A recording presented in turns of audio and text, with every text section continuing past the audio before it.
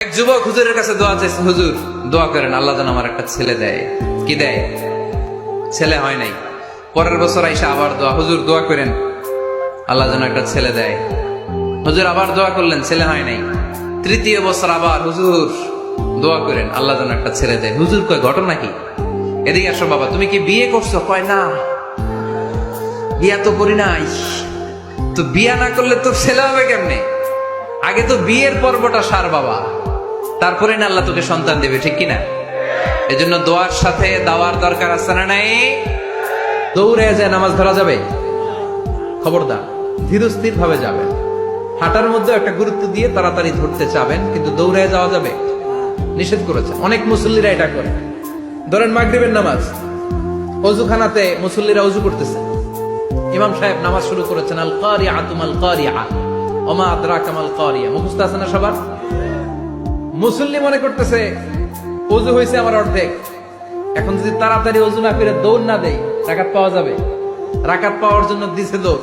মসজিদে হচ্ছে টাইলসের মসজিদ, পিছলায় পয়রা মুসল্লি একদিকে, লুঙ্গি আরেকদিকে। আছে না নাই?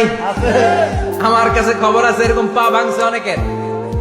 রাকাত ধরার জন্য মুসল্লি তাড়াহুড়ো করে দিছে দৌড়, মুসল্লি একদিকে লুঙ্গি, ঠ্যাং ভাঙ্গা শেষ, এখন ল্যাংড়া।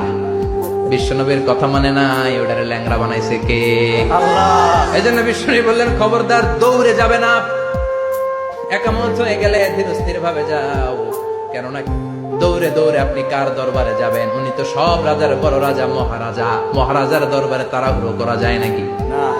পণ্য চালানোর জন্য মিথ্যা কথা বলে আর কসম কাটে, আছে না নাই? এমনটা করা যাবে? সকালবেলা স্ত্রীরে বলে এই গরুগুলা বিক্রি করবো, তুই একটা দাম কম। কত কমো? স্ত্রীরে শিখাই দিচ্ছে এই গরুর দাম তুই 40,000। তো বউ বলে ঠিক আছে, দাম পেলাম 40,000। এরপরে বাজারে যখন গরু বিক্রি করতে যায়, একজন যখন বলে যে ভাই এটা 30,000 টাকা দিয়ে কিনবো, ভাই আল্লাহর কসম সকালে একজন 40,000 দাম কইছে, আমি দেইনি। আছে না নাই? কৌশল করে গৌরে শিখাইছে সকালে, তুই দাম তো 40,000। তো বাজারে সকালে একজন দাম করছে, দাম করে কইছে 40,000 দেই নাই, আমাদের 30,000 কেমনে দেই? এরকম ডাকাইতে আছে না নাই? এই বাংলাদেশে আপনাদের কিশোরগঞ্জের সাথে, আপনাদের ময়মনসিংহের সাথে অন্য জায়গার অমিল আছে না নাই? আপনারা শেষে একটা টান দেন না, খাইছুই করছুই যাইবাই ভালো আছুই। তো এটা গড়ে উঠেছে যুগে যুগে। We are proud of it. এই আঞ্চলিকতা আমরা ভালোবাসি, এটা বাংলাদেশের সৌন্দর্য। এই যে কাইবাইন, কানা কাইছুই না কাইবাইন, এই যে আপনারা বলেন, অসাধারণ লাগে। তারপরে আপনি ঢাকাতে যান, আরেক ভাষা। সিলেটে যান, খাওয়ারে কয় খানি, সিলটি খানি, সিলটি খানি বলে তা। এরপরে আপনি চট্টগ্রামে যান, ভিন্ন ভিন্ন শব্দ, অসাধারণ। আমরা যেটা বলি ভালো, এরা ওইটার বলে গম।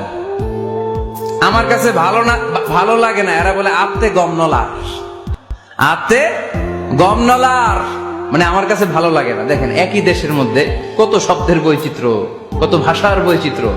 আপনি বিদেশ বাদ দেন না, আমাদের দেশেও খেয়াল করেন, নোয়াখালীতে আরেক ধরনের, সুবহানাল্লাহ পড়ে। রাজশাহীতে গেলে আরেক ধরনের।